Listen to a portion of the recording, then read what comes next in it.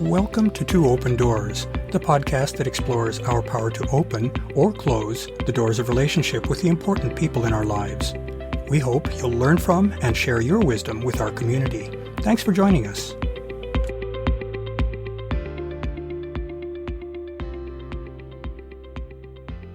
As we've discussed in prior posts, good communication between partners is one of the basic requirements for maintaining a healthy relationship. That communication needs to occur regularly, it needs to be honest but kind, and it needs to clearly convey whatever is deemed important by the two partners. One of the questions that arise in a partnership is what sort of information needs to be shared, what kinds of information, and how much. That's the focus of this post. Whether one is in a monogamous or an ethically non-monogamous intimate relationship, it's important for partners to share information about their respective lives. After all, a relationship includes three separate entities, the lives of the two partners and the joint life that they create together. That's a lot of terrain in which change can occur. On a practical footing, the partners in a relationship need to coordinate their lives in a way that's comfortable for them. That entails sharing schedules, goals, and plans. Such information is usually emotionally neutral.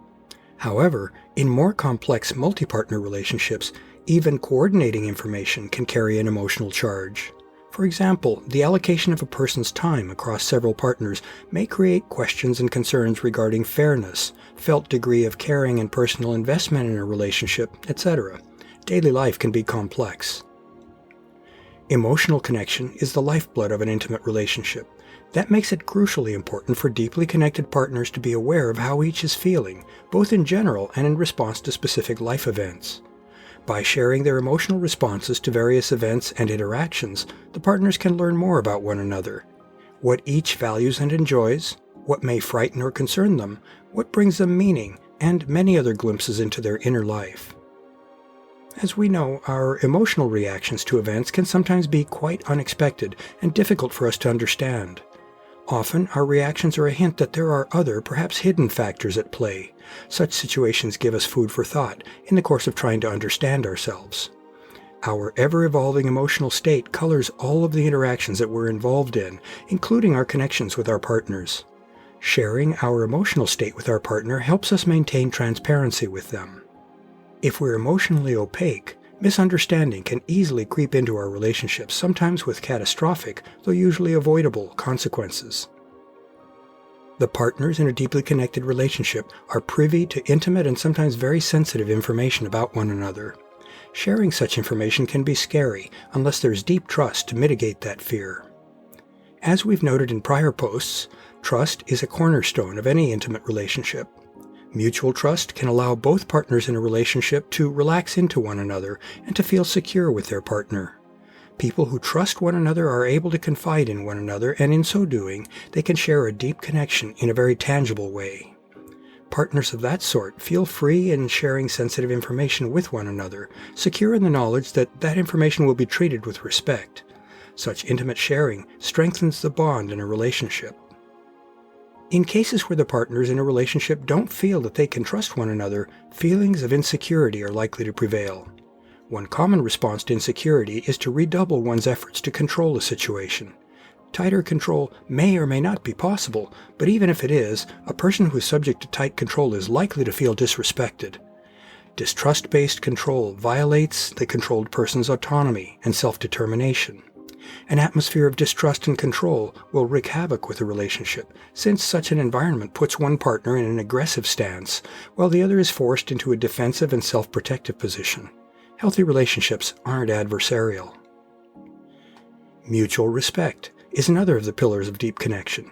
Respecting one's partner requires that we be aware of and sensitive to not violating that partner's boundaries. One of those boundaries has to do with how much of their inner life a person is willing to share with a partner. Privacy is a label that describes respect for the limits of a person's willingness to disclose personal information. Some people are very private. They are guarded and selective in what information they are willing to share with others, including their partners. At the other extreme, there are people who seemingly are an open book. They freely share what they think, feel, and believe. Most people fall somewhere in the mid-range of this spectrum of openness. Information sharing requires a balance between one person's desire for some degree of privacy with their partner's desire for transparency or access to their partner's personal information. There is no right or wrong level of sharing. The optimum is whatever both partners want and negotiate. It's useful to dig a little deeper into the aforementioned balance of privacy and transparency.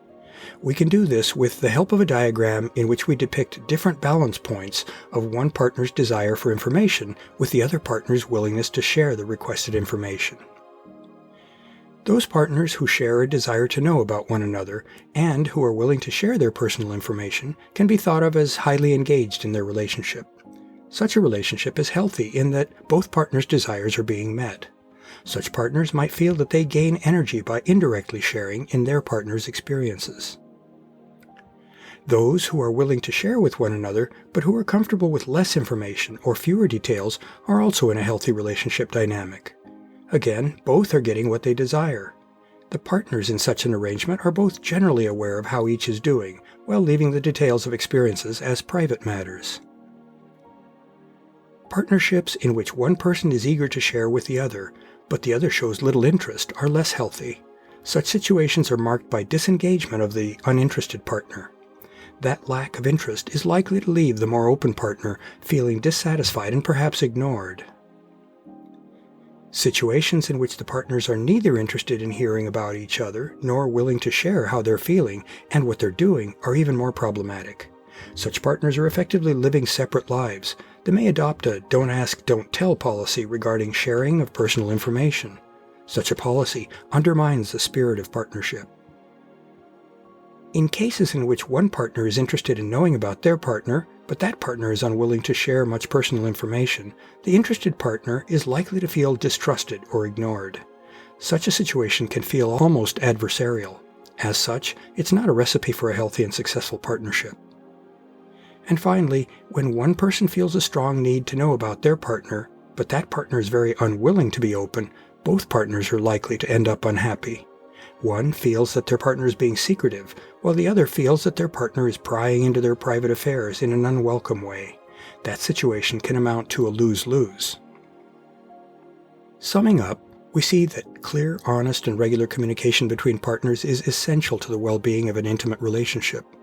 Looking beyond that generalization, though, we've also noted that relationships differ in the kind and the amount of personal information sharing that is best for a given relationship.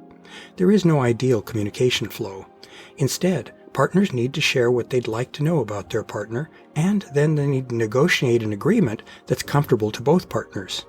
As is true in ethical non-monogamy, duplicity and dishonesty are relationship killers. They result in broken trust. The partners in an intimate relationship need to faithfully abide by whatever information exchange they have agreed upon. To learn more about Two Open Doors and to engage with our community, I'd like to invite you to visit the Two Open Doors private Facebook group, the Two Open Doors meetup group, and the Two Open Doors website and blog at twoopendoors.com. I also invite you to contact me directly by writing to me at Claude, C-L-A-U-D-E, at twoopendoors.com. I'd love to hear from you, and I'll use your inputs to guide my work on future blog posts and podcast episodes. Thanks for visiting Two Open Doors.